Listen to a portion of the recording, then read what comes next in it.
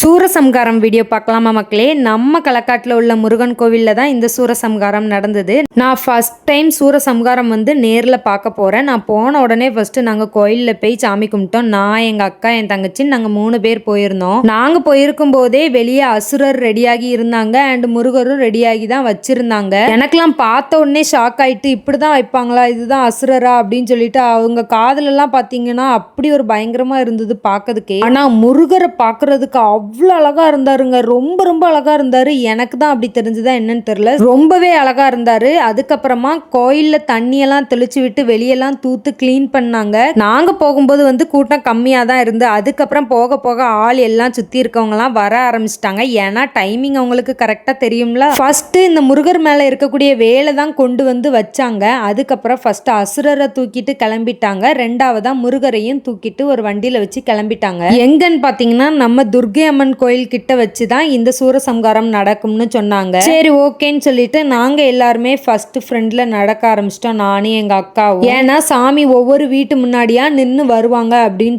சொன்னாங்க. நாங்க ஃபர்ஸ்ட் நேரா கோயில் கிட்ட போயிட்டோம். போன உடனே என் தங்கச்சி கடலை வண்டியை பார்த்துட்டு சும்மா இருப்பாளா, போனதும் கடலை வேணும்னு சொல்லிட்டா. சரி ஓகேன்னு சொல்லிட்டு அவளுக்கும் வாங்கி கொடுத்துட்டு நாங்க ஒரு இடத்துல உட்காந்துட்டோம். ஏன்னா சாமி வர்றதுக்கு லேட் ஆகும்னு சொன்னாங்க. அதே மாதிரி நாங்க போய் உட்காந்து ஒரு 1/2 hour மேலதான் சாமி வந்தாங்க. அதுக்கப்புறமா நாங்கள் கோயில்கிட்ட போய் நின்னோம். அங்கே போனால் எதுவுமே தெரியலை, ஏன்னா அவ்வளவு கூட்டம். கடைசியாக அடிச்சு பிடிச்சி ஒரு இடத்தையும் பிடிச்சி நமக்கு தெரியுத மாதிரி நின்றுட்டோம். ஆனால் ஃபோனில் கிளியராக தெரியல. சாமி நின்னோடனே ஸ்டார்ட் பண்ணிட்டாங்க. அசுரர் அங்கேருந்து வருவாங்க, இங்கேருந்து முருகர் போவாங்க. 3 டைம் போனாங்க. 3வது டைம் போகும்போது தான் அசுரரோட தலையை எடுத்துட்டாங்க. அங்கேருந்த வைபே ரொம்ப பாசிட்டிவாக இருந்தது. முருகருக்கு அரோகராலாம் சொல்லி அப்படியே எனக்கே கண்ணீர் வந்துட்டு அந்த அளவுக்கு இருந்தது. அப்புறம் கோயிலுக்குள்ளே போய் சாமி கும்பிட்டுட்டு வீட்டுக்கு போயிட்டோம் மக்களே.